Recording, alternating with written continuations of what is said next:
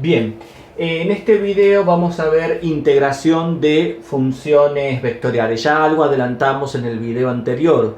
¿Sí? Dada una función vectorial, simplemente calcular la integral de una función vectorial es calcular la integral de cada una de las componentes, suponiendo que cada una de las componentes obviamente son continuas y son integrables, ¿no? Obviamente sobre un conjunto. En este caso va a ser sobre un intervalo AB o sobre un subconjunto de los números reales.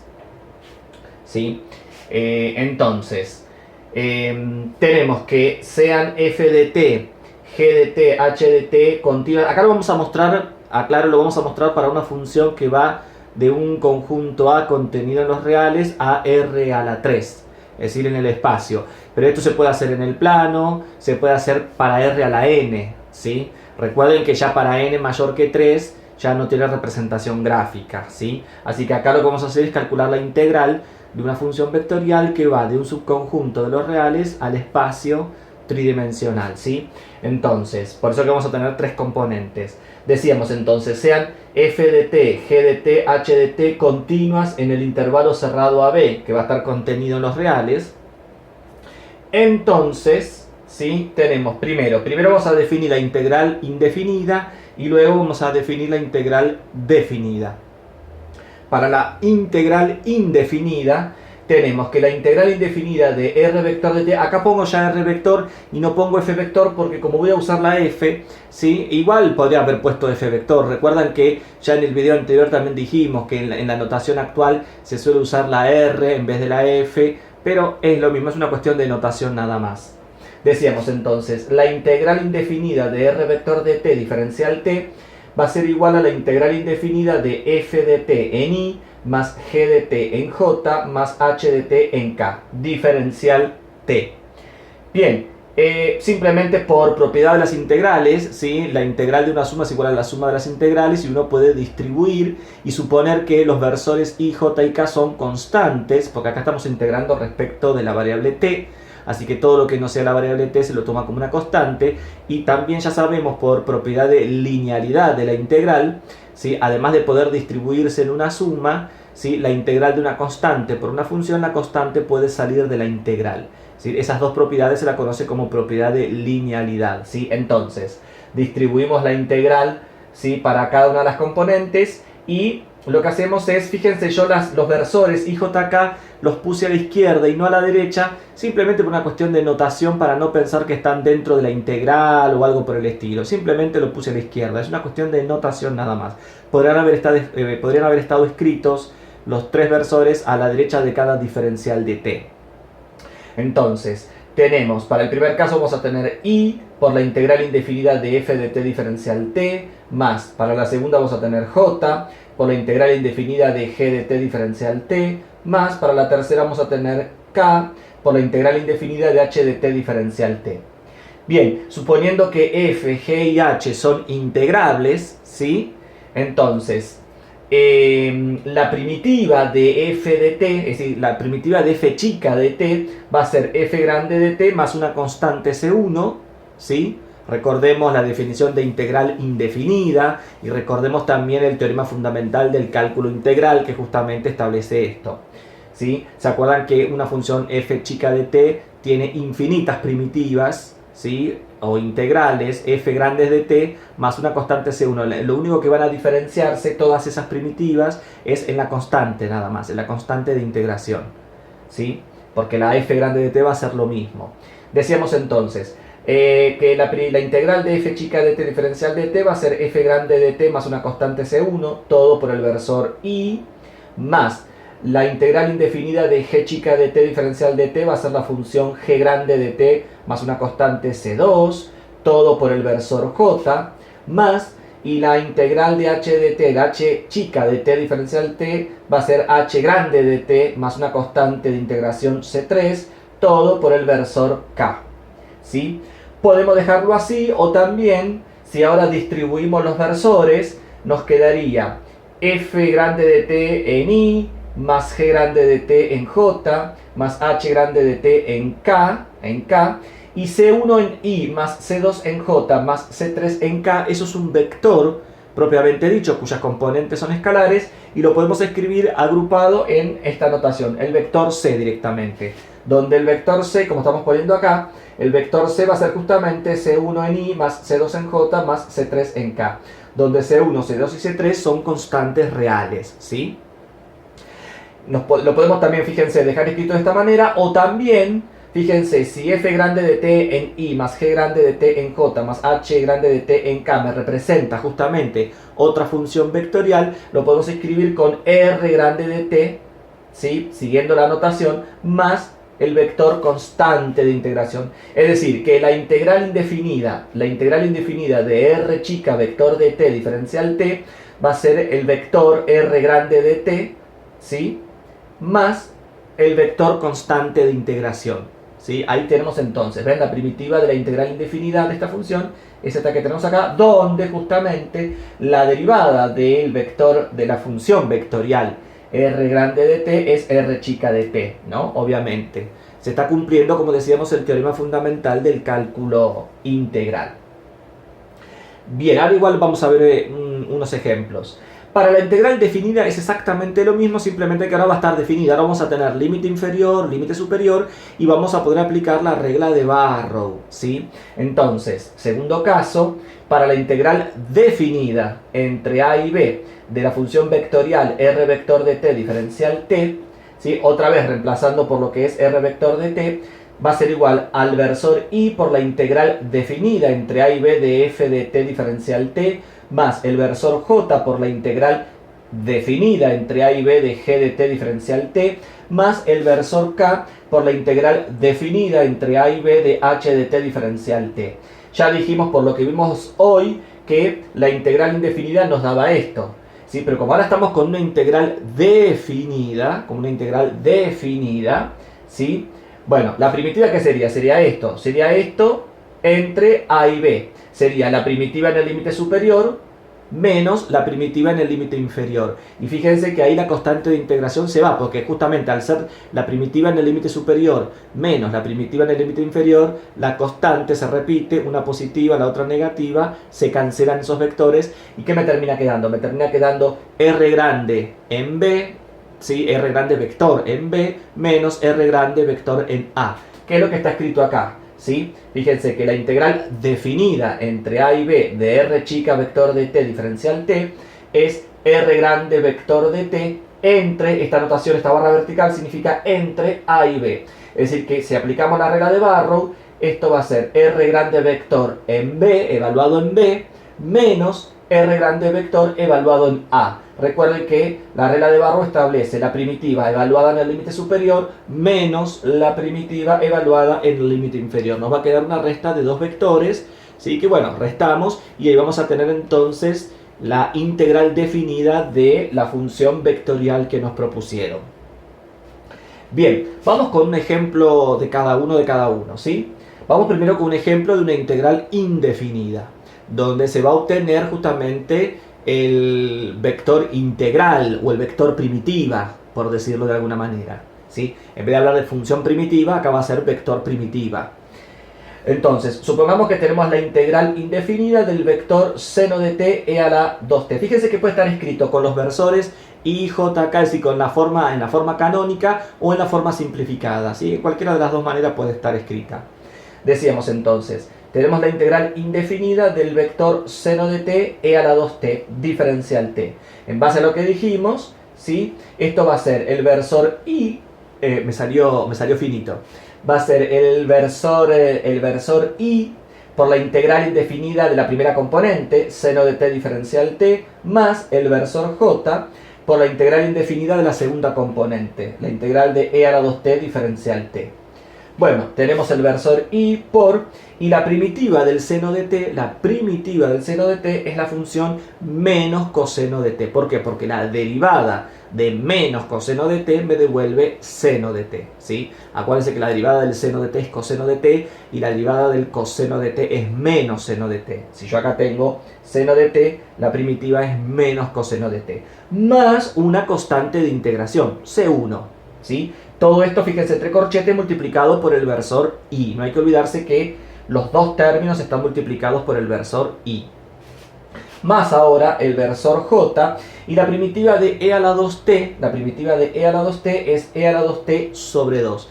Esto, para que lo recuerden, ¿sí? Igual lo pueden sacar de una tabla de integrales o de lo que ustedes han visto en análisis 1, pero por ejemplo la primitiva en general, la primitiva de e elevado a la alfa t es e a la alfa t dividido alfa. Repito, la primitiva de e elevado a la alfa t, la primitiva de eso va a ser e a la alfa t dividido alfa, siempre. Entonces, la primitiva de e a la 2t, ¿qué va a ser? La primitiva de e a la 2t es e a la 2t dividido 2, que es lo que tenemos acá, más una constante C2, ¿sí? Le ponemos, obviamente, es distinta, podrían llegar a ser iguales, pero bueno, por las dudas, ¿sí? Las llamamos de manera distinta. Bien, lo podemos dejar escrito así, o podemos los versores distribuirlos. Entonces, si hacemos eso, nos va a quedar menos coseno de t en i, más e a la 2t sobre 2 en j, más un vector constante c, como dijimos hoy, más un vector constante c, donde en este caso el vector constante c es c1 en i más c2 en j. ¿Ven? c1 en i más c2 en j. Acá el vector c tiene nada más que dos componentes porque estamos trabajando con funciones, ¿sí? De funciones vectoriales de dos componentes, en R2. ¿Sí? Bien, y acá tenemos entonces el vector primitiva, por decirlo de alguna manera, o la función vectorial primitiva de la función vectorial seno de t e a la 2t.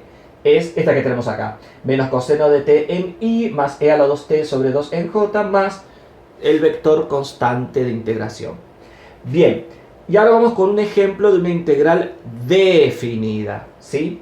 Entonces, acá vamos a usar una función vectorial que va de un subconjunto de los reales a R3, así que va a tener tres componentes, i, j y k. Entonces, fíjense, tenemos la integral definida entre 0 y 1 de 1 sobre t más 2 todo en i, ese es un cociente, 1 dividido t más 2 en i, más raíz cuadrada de t en j, menos coseno hiperbólico de t en k.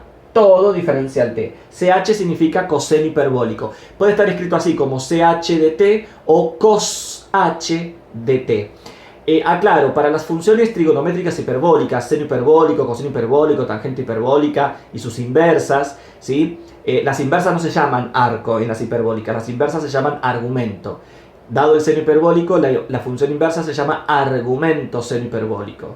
¿Sí? Coseno hiperbólico, la inversa se llama argumento coseno hiperbólico. A diferencia de las trigonométricas circulares, que si yo tengo seno de t, la inversa es arcoseno de t. ¿Sí? Entonces, decíamos, para las funciones trigonométricas hiperbólicas, si no todos las llegaron a ver, bueno, remítanse, googlean en internet, ponen funciones trigonométricas hiperbólicas y ahí van a encontrar justamente las 6 funciones, seno, coseno, tangente, secante, cosecante y cotangente, todas hiperbólicas, cómo se las define, cómo están relacionadas con las exponenciales, justamente con la función exponencial, porque se las define a partir de funciones exponenciales, cómo son sus gráficas. Las gráficas de las trigonométricas hiperbólicas no tienen nada que ver con las trigonométricas circulares, pero ¿por qué se las llama trigonométricas, ¿sí? Hiperbólicas? Porque muchas de las propiedades, la mayoría de las propiedades de las cuales gozan las funciones trigonométricas circulares, que son las que normalmente conocemos, las trigonométricas hiperbólicas también las cumplen, ¿sí? Pero acá ya no hablamos de un ángulo. Cuando yo hablo del seno de t, ¿sí? Pues t es un número real, pero también si yo lo estoy aplicando a un problema, t me remite a un ángulo. En cambio, cuando hablo de un seno hiperbólico de t es un número real a secas. Ahí yo no hablo del seno hiperbólico de ningún ángulo, no existe, no tiene sentido, ¿sí? Así que ojo con esto. Pero decíamos entonces, para las funciones trigonométricas hiperbólicas, ¿sí? Remítanse a cualquier apunte que lo pueden bajar de internet, o si quieren, aquellos que quieran, me pueden mandar un correo y yo personalmente les mando, tengo apuntes, ejemplos, gráficas de funciones trigonométricas hiperbólicas, ¿sí? Para aquel que no las haya visto nunca. Entonces, acá recordemos que la derivada del seno hiperbólico de t es coseno hiperbólico de t y la derivada del coseno hiperbólico de t es seno hiperbólico de t. Ahí no se le cambia el signo. En las hiperbólicas no se le cambia el signo. En las trigonométricas circulares, la derivada del coseno hiperbólico de t, la derivada del coseno de t, la derivada del coseno de t es menos seno de t, ¿sí? Pero en cambio en las hiperbólicas, la derivada del coseno hiperbólico de t es seno hiperbólico de t. Ahí no se le cambia el signo, en las hiperbólicas no se le cambia el signo, ¿sí? Entonces, decíamos, ¿qué hacemos? Calculamos la integral de cada una de las componentes. La integral de la fracción 1 sobre t más 2, eso es logaritmo natural del módulo de t más 2. Repito, para toda esta parte de integrales tienen que remitirse a lo que ustedes han visto en análisis 1 de integración y recordar un poquitito, refrescar un poco el concepto de integral, integral definida, integral indefinida, regla de Barrow, ¿sí? Y los métodos de integración, ¿sí? Integración por partes, integración por sustitución e integración por fracciones simples. Son los tres métodos clásicos a la hora de resolver integrales o de hallar primitivas. Si alguno de los métodos no lo han visto, bueno, remítanse a algún libro de análisis 1 o de cálculo 1, ¿sí? Y si no, cualquier cosa me pueden mandar un correo y yo les puedo mandar material, ¿sí? Algún libro o material, ¿sí? Para repasar o para ver, por ahí, para algunos de ustedes, para repasar o para ver los métodos clásicos de integración, porque lo van a necesitar para esto, ¿sí? Y después cuando veamos integrales dobles o integrales triples, ¿sí? Si todavía me cuesta calcular una integral simple, entonces pensemos que después más adelante, a fin de año, vamos a tener que calcular integrales dobles o integrales triples, ¿sí? Entonces es preferible de antemano abrir el paraguas y empezar a repasar conceptos de integrales, de funciones de una variable. Entonces decíamos, la integral del cociente 1 sobre t más 2 es logaritmo natural del módulo de t más 2, en i. ¿Sí? En i o por el versor i. Más, acá recuerdan, raíz cuadrada de t lo podemos escribir como una potencia de exponente fraccionario, como t a la 1 medio. Y la integral de t a la 1 medio, ¿qué sería? ¿Se acuerdan que se le sumaba el exponente 1 y se lo dividía por ese resultado que me había quedado como exponente? Entonces, t a la 1 medio, le sumamos 1 y me quedaría t a la 3 medios, todo dividido 3 medios. Pero el 3 medios, si lo invertimos, nos queda 2 tercios por t a la 3 medio en j. Menos, y la primitiva del coseno hiperbólico de t, por lo que dije recién, la primitiva del coseno hiperbólico de t es el seno hiperbólico de t en k. Todo entre corchetes, fíjense, entre 0 y 1, porque ahora tenemos que aplicar Barrow. ¿Qué va a ser? Va a ser la primitiva evaluada en 1 menos la primitiva evaluada en 0. Y nos va a quedar una resta de dos vectores que los restamos y ahí vamos a tener el vector resultado, ¿sí? Entonces, sigamos, ¿ven? Acá tenemos, por ejemplo, la primitiva, fíjense, voy a poner de este lado. La primitiva evaluada en 1 sería logaritmo de módulo de 1 más 2. 1 más 2 es 3. Módulo de 3 es 3. Así que nos queda logaritmo de 3 en i. Acá está, logaritmo de 3 en i.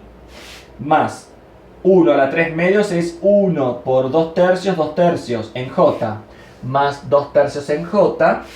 Menos seno hiperbólico de 1. Bueno, seno hiperbólico de 1 es un número irracional, así que lo dejamos expresado así, como seno hiperbólico de 1, ¿sí? Lo dejamos expresado porque es un número irracional su resultado. Entonces, menos seno hiperbólico de 1 en k.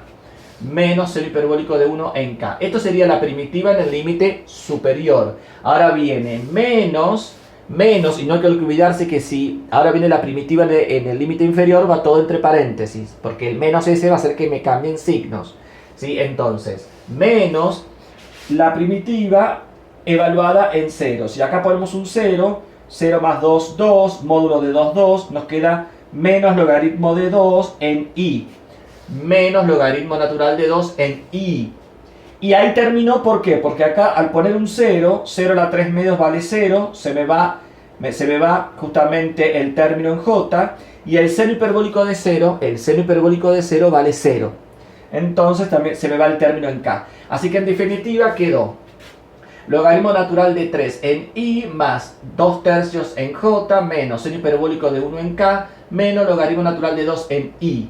Y ahora fíjense, tenemos que juntar el primero y último término porque ambos tienen versores en i. Bueno, si extraemos factor común en el primero y en el último, extraemos factor común el versor i, ¿qué queda? queda logaritmo natural de 3 menos logaritmo natural de 2, todo por i. Y por propiedad de logaritmos, el logaritmo natural de 3 menos el logaritmo natural de 2, ¿sí? La resta de dos logaritmos es igual al logaritmo de un cociente, ¿sí? Entonces nos termina quedando el logaritmo natural de 3 medios en i más 2 tercios en j menos seno hiperbólico de 1 en k. Que como ven, esto es un vector donde las componentes son escalares, ¿sí? Porque el logaritmo de 3 medios es un número, 2 tercios es un número y menos seno hiperbólico de 1 es un número. Es decir, en una integral definida obviamente se va a llegar a un vector propiamente dicho, ¿sí? Cuyas componentes son escalares. Ahí tenemos entonces un ejemplo de una integral indefinida donde se obtiene la función vectorial primitiva y un ejemplo de una integral definida donde se obtiene el vector resultado. Bien, este es todo el misterio. Después las propiedades para las integrales son como las que se conocen de análisis 1, es decir, que la integral de una suma o resta de dos funciones vectoriales se puede distribuir, ¿sí? Ya dijimos, la integral de una constante por una función vectorial, la constante puede salir fuera. Es decir, esas propiedades que uno conoce de las integrales también obviamente se extienden a las funciones vectoriales.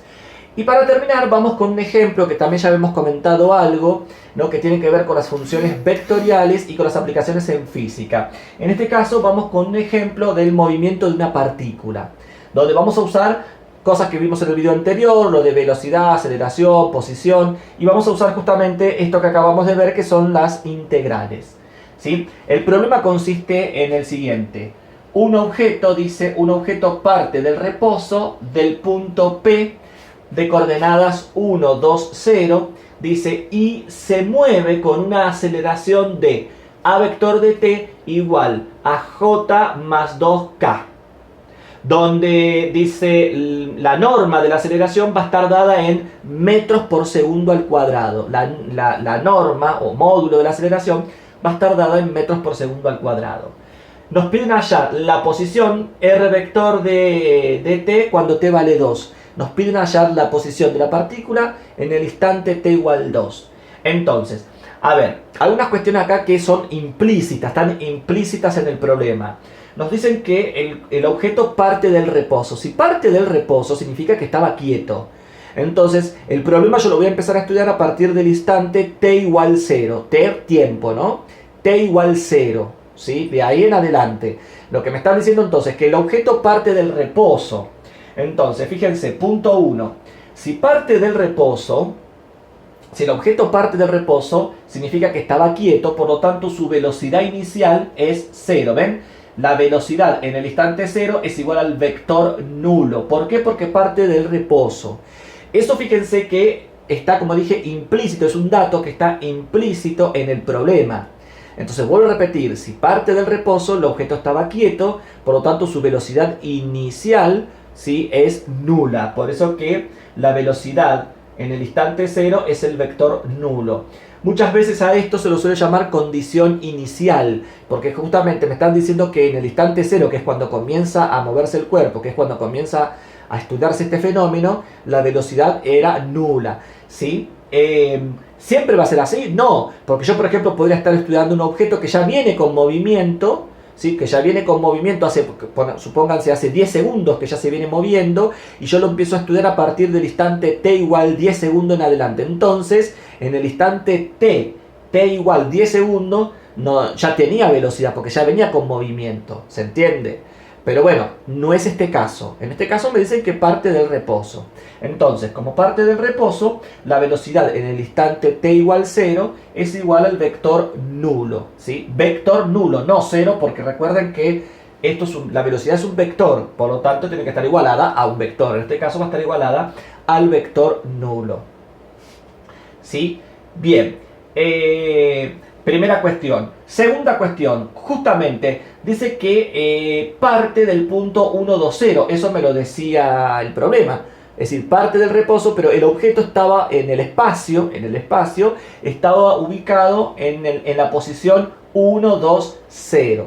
¿Sí? Recuerden que, ¿qué es lo que tenemos que hallar? Lo que tenemos que hallar es el vector posición r vector de t respecto al tiempo, ¿sí? Bien, entonces, si parte de la posición 1, 2, 0, ¿qué significa? Que en el instante 0, porque parte del reposo, en el instante 0, ¿ven?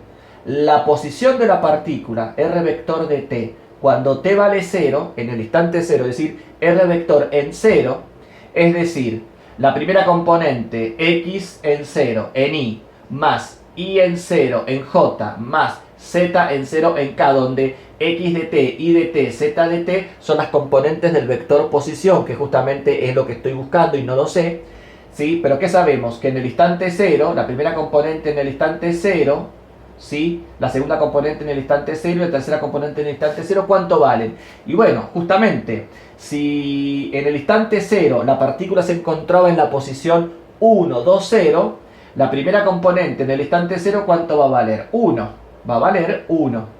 1 por el versor i, más la segunda componente en el instante 0, ¿cuánto va a valer? Y va a valer 2. Entonces nos queda más 2 en j. Más la tercera componente en el instante 0. La tercera componente en el instante 0, 0, vale 0. 0 por k, 0, por lo tanto no vamos a tener versor en k. Entonces, ¿qué significa? Que la partícula en el instante 0, ¿sí? Su vector posición es el vector i más 2j. Cosa que es cierto, ¿sí? Porque estamos hablando en el espacio. El extremo final del vector i más 2j más 0k, repito, el extremo o punto final del vector posición i más 2j más 0k, ¿quién es? Es el punto 1, 2, 0, justamente, que es justamente de donde parte la partícula. Bien, estos son tanto la condición 1 como la condición 2, porque me dan la velocidad en el instante 0 y me dan la posición en el instante 0, ¿sí? Tanto a la velocidad como a la posición en el instante 0, por eso dije el 1 y el 2, se lo conocen como condiciones iniciales. Es decir, que acá las condiciones iniciales son estas. La velocidad en el instante 0 es igual al vector nulo y la posición en el instante 0 es igual al vector i más 2j. Es decir, que son las dos condiciones iniciales del problema. Es lo que se llama condiciones iniciales. ¿Sí? Bien.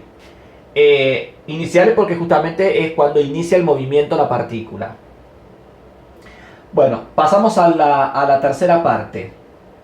Como nosotros queremos la posición r vector de t en t igual 2, primero ¿qué tenemos que hacer?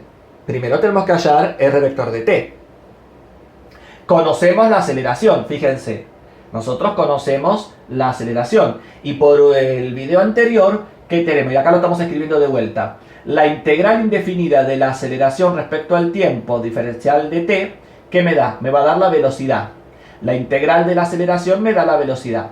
Y luego la integral de la velocidad que me da la posición, que es justamente lo que estamos buscando. Entonces, ¿qué tenemos que hacer? Tenemos que hacer dos integrales. Primero integrar la aceleración para obtener el vector velocidad, ¿sí? Y luego al resultado ese volverlo a integrar para obtener el vector posición. Bueno, entonces, vamos primero con la primera parte. Dijimos que la velocidad respecto al tiempo es la integral de la aceleración respecto al tiempo diferencial t. Es decir, es la integral, la aceleración me la dan, j más 2k. Así que va a ser la integral del vector j más 2k diferencial t. La integral de j es t por el versor j, más, y la integral de 2k es 2t por el versor k. ¿Sí? Porque fíjense que acá estamos integrando constantes, respecto de t. Más un vector constante, porque estamos haciendo una integral indefinida. Así que más un vector constante. Que este vector constante lo vamos a tener que hallar. ¿Y cómo lo vamos a hallar? Usando las condiciones iniciales. Por eso que al principio planteamos estas condiciones iniciales. Porque las condiciones iniciales nos van a permitir justamente poder encontrar quién es el vector constante c. Que ahora van a ver, es muy sencillo, ¿sí? Cuando t vale 0, porque era lo que teníamos como condiciones iniciales, cuando t vale 0, por el punto 1, fíjense, acá está escrito, por el punto 1, la velocidad en el instante 0 era igual al vector nulo. Pero resulta que el vector v de t, ¿quién es? El vector v de t es esto que está acá. Entonces, el vector b en el instante 0, lo que hacemos es reemplazar a la t por 0. ¿Ven? Entonces queda 0 en j más 2 por 0 en k. Y acá al vector c ya lo desarmo y lo escribimos como c1 en i más c2 en j más c3 en k. Y todo esto va a estar igualado al vector nulo, porque la condición 1 decía que la velocidad en el instante 0 era igual al vector nulo. Entonces, ¿qué hacemos ahora? Dos vectores son iguales si solo si son iguales componente a componente. Entonces, lo que tiene I del miembro izquierdo va a ser igual a lo que tiene I del miembro derecho, lo que tiene J del miembro izquierdo va a ser igual a lo que tiene J del miembro derecho, y lo que tiene K del miembro izquierdo va a ser igual a lo que tiene K del miembro derecho. Igualando entonces, componente a componente, fíjense, C1 en I de este lado es igual al vector 0, así que C1 ¿cuánto vale? 0. C2, bueno, esto 0 por J se va, 2 por 0 por K se va. C2J igual al vector nulo, la componente C2 vale 0. Y C3 por el versor K igual al vector nulo, la componente C3 vale 0. Así que en este caso, las tres componentes C1, C2 y C3, acá está, valen todas 0. Entonces, si las tres componentes valen 0, el vector constante en este caso vale 0. Por lo tanto, la velocidad b vector de t, ¿quién va a ser? Va a ser simplemente t en j más 2t en k. Acá lo tenemos escrito. Por lo tanto, el vector velocidad b vector de t va a ser el vector t en j más 2t en k. Ya que no va a haber constante acá, más ningún vector constante, porque recién acabamos de descubrir que el vector constante en este caso es 0. Bueno, en este caso es el vector nulo, quiero decir, ¿no? El vector constante va a ser el vector nulo. Por eso que no está escrito. Bien, tenemos el vector velocidad. ¿Qué hay que hacer ahora? Integrarlo de vuelta para obtener el vector posición. Entonces, cuarto paso. ¿Sí? Tenemos que el vector posición r vector de t va a ser igual a la integral del vector velocidad que acabamos de hallar recién. Va a ser igual a la integral de la velocidad respecto de tiempo, diferencial de t. Es decir, va a ser la integral indefinida de este vector. La integral indefinida de t en j más 2t en k, diferencial t. Bueno, ahora integramos como hicimos hoy componente a componente. La integral de t en j va a ser t al cuadrado sobre 2 en j. Más la integral de 2t en k va a ser 2t al cuadrado sobre 2. El 2 con el 2 se simplifica y nos queda t cuadrado en k.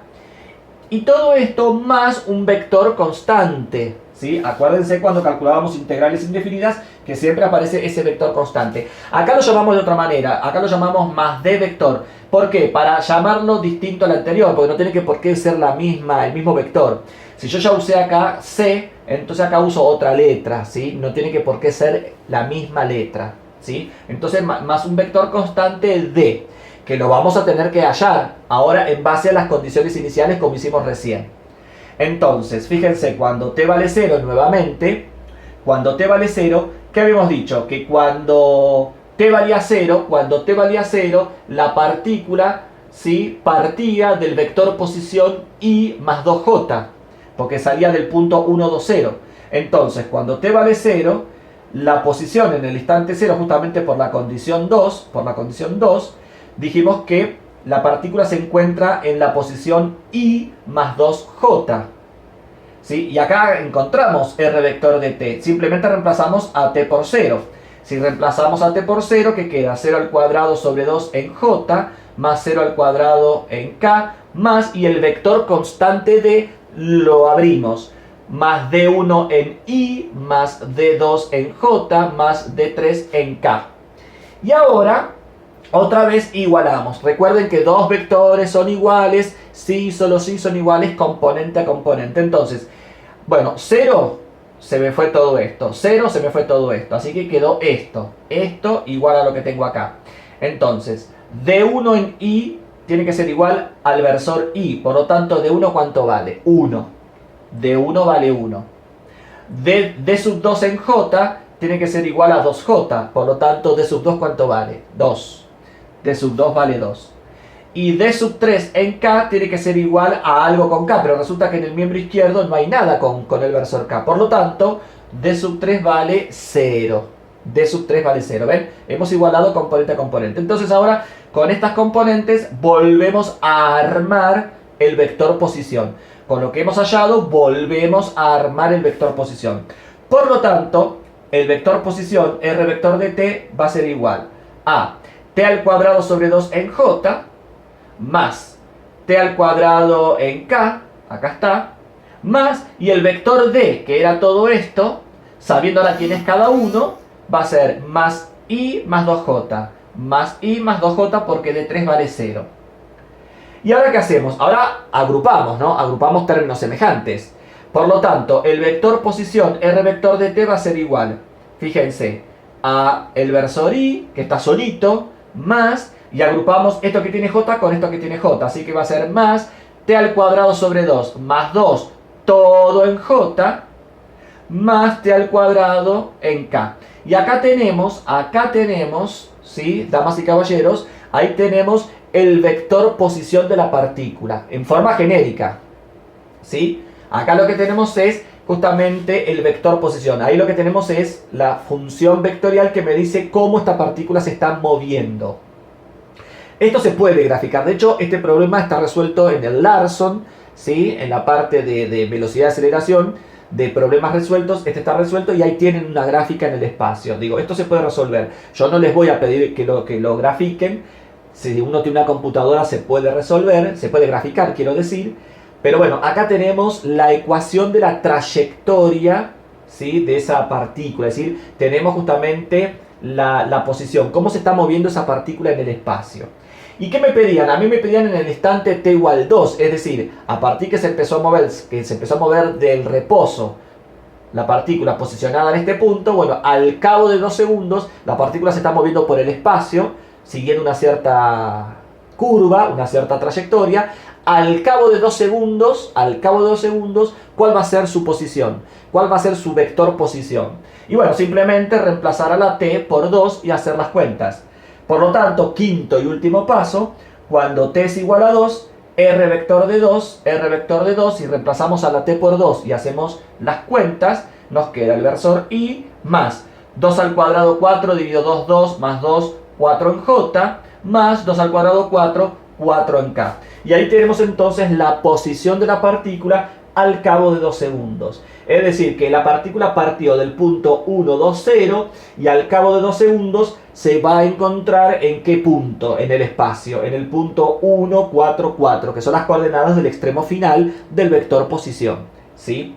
Entonces, fíjense cómo, usando integrales, usando conceptos de física que tienen que ver con velocidad, aceleración y posición, podemos resolver un problema como este, que es encontrar la posición de una partícula para cualquier instante de tiempo t, y en el caso particular para t igual 2, que es lo que nos pedía. Como ven, no es difícil, no es complicado. Obviamente traten de ser ordenados, y como dije, el punto 1 y el punto 2 sale implícito del problema, del enunciado del problema. No me lo dicen, puede ser que me lo digan, pero si no, cada vez que me digan que parte del reposo, significa que en el instante t igual 0, ¿sí? La velocidad va a ser nula porque está quieto el objeto, ¿sí? Salvo que el objeto ya venga con movimiento, es decir, que ya el objeto empezó a moverse, como dije recién, se empezó a mover hace ya 10 segundos, y al cabo de 10 segundos, cuando t vale 10, a partir de ahí me fijo qué posición tiene, seguro que me la van a dar, y a partir de ahí quiero ver, bueno, al cabo de tantos segundos, al cabo de 2 segundos más, en qué posición se encuentra. Entonces ahí ya la cosa cambia, porque entonces la velocidad ya no es la velocidad en el instante 0, sino que la velocidad en el instante 10 es igual, y ahí me tienen que dar la velocidad porque ya viene con movimiento. Pero bueno, eso va a venir planteado con el problema, ¿sí? Si parte del reposo o si ya venía con movimiento, eso ya va a venir planteado con el problema. Por lo tanto, las condiciones iniciales a veces me las van a dar de manera explícitas, y otras, como en este caso, están de manera implícita, y uno leyendo el enunciado, uno deduce cuáles son las dos condiciones iniciales: la posición en el instante 0 y la velocidad en el instante 0, ¿sí? Bien, si yo quisiera la rapidez, no me lo piden, ¿sí? Porque, bueno, esto me da la posición, ¿no? Pero, por ejemplo, acá la velocidad. Supongamos que yo quisiera en esta posición, ¿sí? Cuando t vale 2, ¿Cuál es el vector velocidad? Bueno, cuando t vale 2, va a ser 2 en j más 4 en k. Eso sería el vector velocidad. Y si me pidieran la rapidez, es decir, con qué rapidez se está moviendo, acuerden que sería la norma de ese vector. Sería la raíz cuadrada de 2 al cuadrado más 4 al cuadrado, ¿sí? Y ese número va a estar dado en metros por segundo, porque si la aceleración está dada en metros por segundo al cuadrado, la velocidad va a estar dada en metros por segundo, ¿sí? Eso digo si me pidieran, por ejemplo, además de la posición en el instante t igual 2, me pidieran, por ejemplo, la velocidad o me pidieran la rapidez en el instante t igual 2. ¿Sí? Recordando cómo se definía rapidez, ¿no? En este caso. Pero como decíamos, no es para nada complicado, ¿sí? Y recuerden, si todavía a alguno le cuesta un poco el concepto de integral, bueno, es hora de repasar un poco la carpeta de primer año o algún libro, ¿sí? De análisis 1, de cálculo 1, que les permita repasar, ¿no? El teorema fundamental del cálculo integral, cómo calcular integrales, que algunas salen directamente y otras aplicando partes o sustitución o fracciones simples, que en este caso no hubo, pero que puede haber, ¿sí? Ya sea en la práctica o en algún ejercicio o en algún ejercicio de final, por ahí alguna de las integrales haya que hacerla por alguno de esos métodos. Así que siempre les recomiendo, y no viene mal, ¿sí? Repasar, dar una leída a lo que es integración para funciones de una variable. En el texto de Larson tienen más ejemplos de esto, de integrales definidas e indefinidas, y también tienen más ejemplos, ¿sí? de movimiento de partículas, velocidad, aceleración, como también en el texto de Stewart. No así en el texto de Rabuffetti. Rabuffetti todo lo que es integración de funciones vectoriales no tiene nada. Por eso dije que se remitieran al texto de Larson, y si quieren más ejemplos, en el texto de Stewart van a encontrar otros ejemplos más que son muy parecidos a los de Larson, así que con los de Larson les alcanza.